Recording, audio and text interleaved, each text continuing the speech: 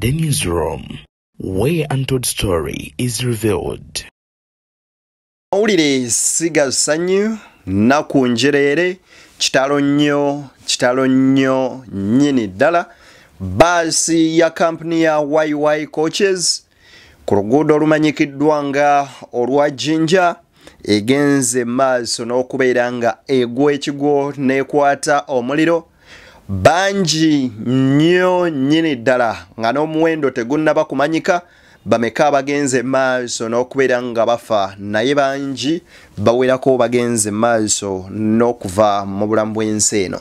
Ebisingawo ku ebyo byonna mbikuleetedde. Tuli ku Beyond the Newsroom, likinga video, gisharinge, ogiweerezeeko n'omuntu omulala. Gwe mulundi gwo ogusoose okubeera ng'olaba video zaffe n'obuwombeefu obw'ekika ekyewaggulu tukusaba ogende maaso n'okuba nga video eno munywanyi ogimpeera like then onyige mu kagambo subscribe ote onyige wali mu kado kaje mu personalize okateeke mu all osobola okubeera nga ofuna emboozi zonna nga bwe zigenda maaso n'okubeera nga ate oba oliawo zitambula. Ebbaasi ya kampuni ya YY nga eri namba UAV 72J egenze maaso n'okubeera nga yeerinimula ennume y'ekigwo era abantu abawererako ddala Ebuvanjuba nebugwanjuba ewaka wasigalawo ewasinga. Beyond the Newsroom gwe mukutu ogukuleetera ekyo ekisinga katiranga naffe ng'oyita ku noti 771 44 53 ne noti 744 26 41 na bino bikulu tetulanga bafere tetulanga basawo ba kinnansi n'abagwa mu koowa eryo mwebale kutuwagira.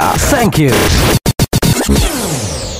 bagenze maaso n'okubeera nga bafa. Akabenje kaneeno kagudde mu kabuga ke Makindu mu district y'e Buyikwe ku luguudo lw'Enjeru Katosi era nga bawererako ddala bagenze maaso n'okubeera nga oboolyawo munnange balugulamuko obulamu. Nga bw'olaba video ezo nga bwe zigenda maaso n'okubeera nga ate zitambula. Nzikiriza nsooke nkuwe video eno olabe embeera ng'akabenje kano we katuuseewo n'embeera nga bwegenze maaso n'okubeera nga etambula mu bitundu ebimanyikiddwa nga eby'Enjeru.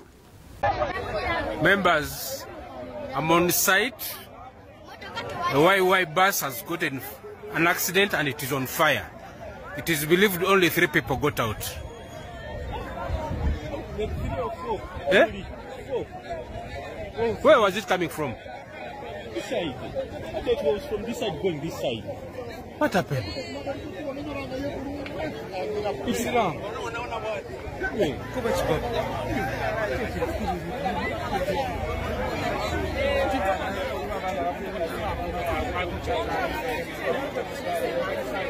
Eh?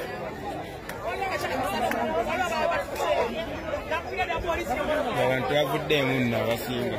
Abantu abasinga tebavuddemu. Abantu bonna abasinga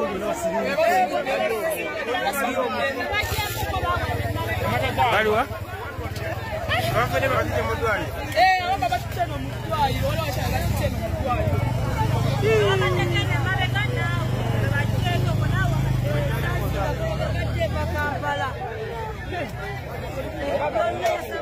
It is believed all the people are burnt in the fire.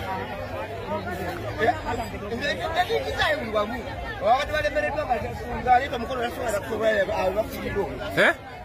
Tubadde kitya? Abantu abadde balemereddwa nga tusobola kwesika ward ne basinga kufiiramu abadde bakutusa amakulu naye nga muli nga munaana omwe muliro gwe gusigaddemu era abadde mu maaso omutwe gonna ne payiroti tebaliibwa payiroti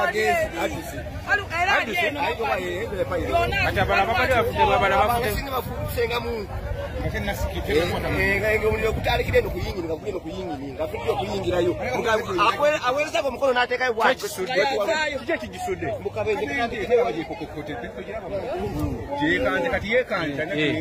Tubadde eva Kampala. atomedde aleka atomerera Eri egundiro le. akabenje katandikidde eri yevuda akabenje ege badde wa pikipiki badde waki wa sokuba kadi wabera kana akasala atekuo naye akakoleki akawuguli akangebuko kwa kudale pembeni ne vene wetinga yeyo kati egende ndoza katwabudi wanje watana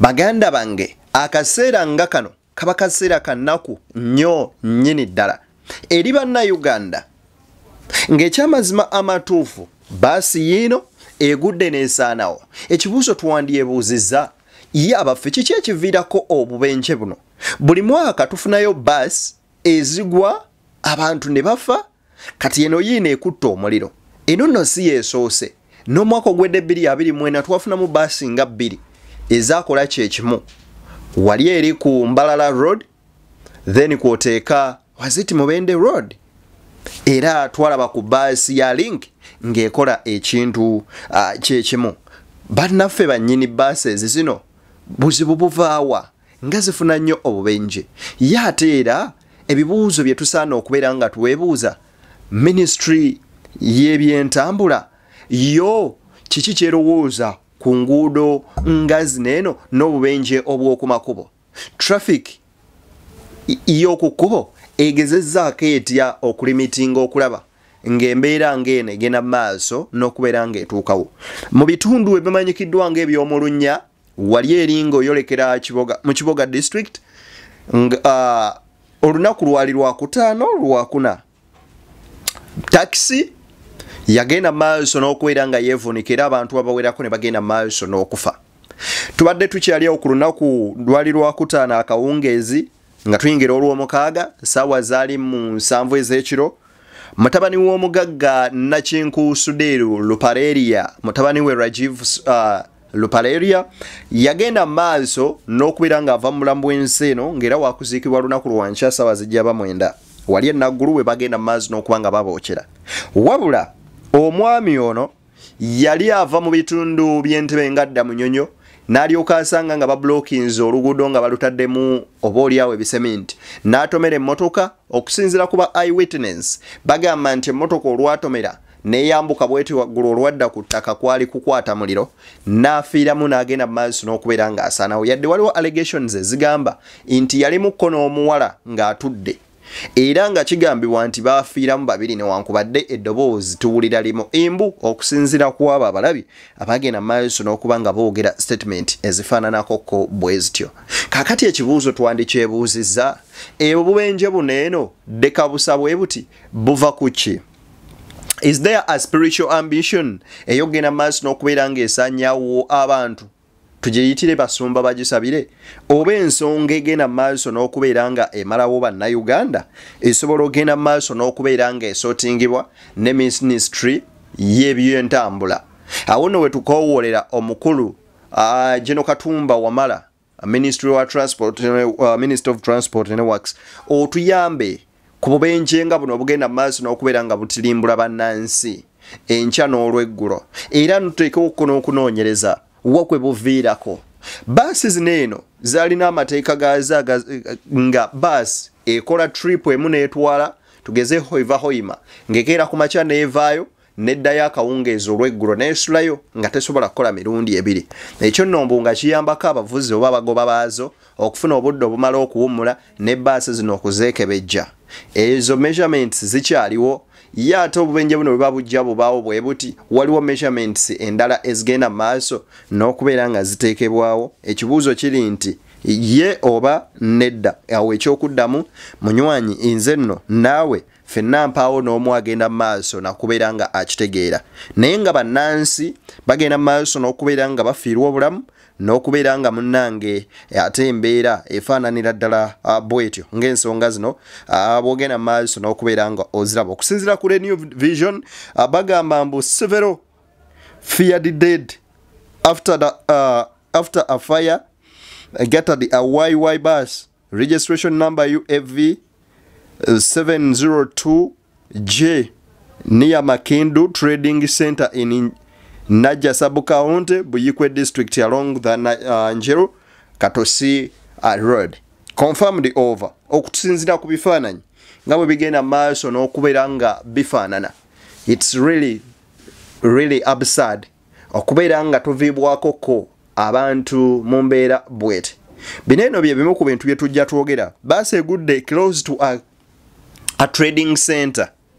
Naye ng'ekyamazima amatuufu ng'oli mu kutuuka mu trading center, at least wandibadde wabeerawo ko ebimotoka ebizikiza omuliro nga biri kumpi, oba oliawo abantu abawerako banditaasiddwa mu mbeera bweti. Ye abaffe obubonero bw'oku nguudo, sipiidi etuuka okubeera ng'esuula emmotoka n'ekwata omuliro, eba sipiidi nabaki? Ekitegeeza waliwo that kind of recklessness ne carelessness eri abantu bambika bibiri, ab'ebyenguudo n'abo abagenda maaso n'okubeera nga oba oliawo bavuga ebidduka bino. Ekibuuzo kiri nti ng'oyingira trading center, speedi ki gye balina okubeera nga bavuga? Abantu ba baasi eno zino bagenda maaso n'okuvuga endiima. Ekyamazima amatuufu ebintu nga bino bisaana okukendeezebwako n'okulimitingibwamu. Era baasi nga zino zisaana nga zirimu speed governor. Ng'oli bw'asukka speed bweti bamukuba ekipapula, ebintu nga bino ne bigenda maaso n'okubeera nga oba oliawo bikendeera. Naye nga tuli mu mbeera bweti, kino nno kya bulabe nnyo nnyini ddala. Wano wensinzirira okowoola gavumenti egende maaso n'okubeera ng'etuuka oba ng'erinnya ng'ekwata mu nsonga zino, era nga batuyambako ekintu nga kino. Njagala okuyimirira wamu in solidarity ne families eziviiriddwako abantu baabwe. Bw'oba omanyi ng'olina omuntu wo nga yakutte ku luguudo olwo, gira omukubire kasimu omubuuze oba gy'ali. Yandiba nga y'omu ku abo embuyaga ezikaza engoye, kyannaku okubanga ne ku bijja by'ewammwe temugenda muteekako, kubanga mpaawo wona alaba vvu nti lino libadde lya muntu wange. So akaseera nga kano kaba kakunyolwa nnyo nnyini ddala. Twalabye nga bavaayo okuvumirira ebikolwa abayunula bye bakola okuteeka ebigundi mu nguudo. Wali eri emunyonyaawo ku Entebbe Express oluvannyuma lw'omwana w'omugagga okugenda maaso n'okufiirawo. So ne bino bagende maaso n'okubitunuulira, era abanene nga bwe bavuddeyo ku nsonga eyo ne bagenda maaso n'okuba nga bagyogerako, baveeyo ne ku nsonga ezeefaananyirizako bwe ziti, then bateekeko ne measures oba babeeko emiziziko gye bassaawo egisobola okutangira ku bintu ebyefaananyirizaako ko bwe biti. Baganda bange, tusabire eggwanga lyattu Uganda, naye akaseera ke tulimu kaakatyabaga. Oli agenze kugenda kusuubula, agenda kulaba mulwadde, afiiridde mu kabenje mu mbeera bwetyo. Eyiho omuliro ne gukwata bwe gutyo baasi ng'eri nnimudde ennume y'ekigwo. Kyantu kya nnaku nnyo nnyini ddala. Ate oli ne bagamba nti abadde agenda ku mukolo n'awambibwa n'atwalibwa tetumanyi gy'ali. Kwegamba ebiri mu Uganda byetaaga bwekwasa mutonzi, mpaawo n'omu ayinza bikunnyonnyola na kubeera nga abikutegeeza. Baana ba maama, munzikirize mbateere wano mbaagaliza ekiro ekirungi, naye ate temwerabira nti oli w'amakulu nnyo era osaanidde ofeeyo nnyo eri eggwanga lyo Uganda n'eri famire yo. Kwoteeka ate okwekwata ennyo omutonzi. Buli mbeera gye tuyitamu si nnyangu, naye bwe weekwata omutonzi osobolera ddala ate okugibeera ng'ogiyitamu. Omanyi bagamba omuntu ataliimu ntiisa ya Katonda mu bulamu bw'ensi eno omutyanga nnyo. Ate era omuntu alina ensimbi nga zimuyitaba nga taliimu ntiisa ya Katonda, mwana wattu oweeyongeranga nnyo okubeera ewala naye, kubanga wa bulabe nnyo nnyini ddala n'okusinga omwavu atalina yadde naye ng'alina Katonda. Katonda kya bugagga nnyo mu bulamu bw'ensi eno n'okusinga oba oliawo bye tuluubirira ne bye tuteekako nnyo enjala oba essira. Yenze Deni ku Beyond the Newsroom, omukutu Semakutu, we tusinziira okuweereza mu ggwanga lyattu Uganda ne tukuwa ekyo ekisinga.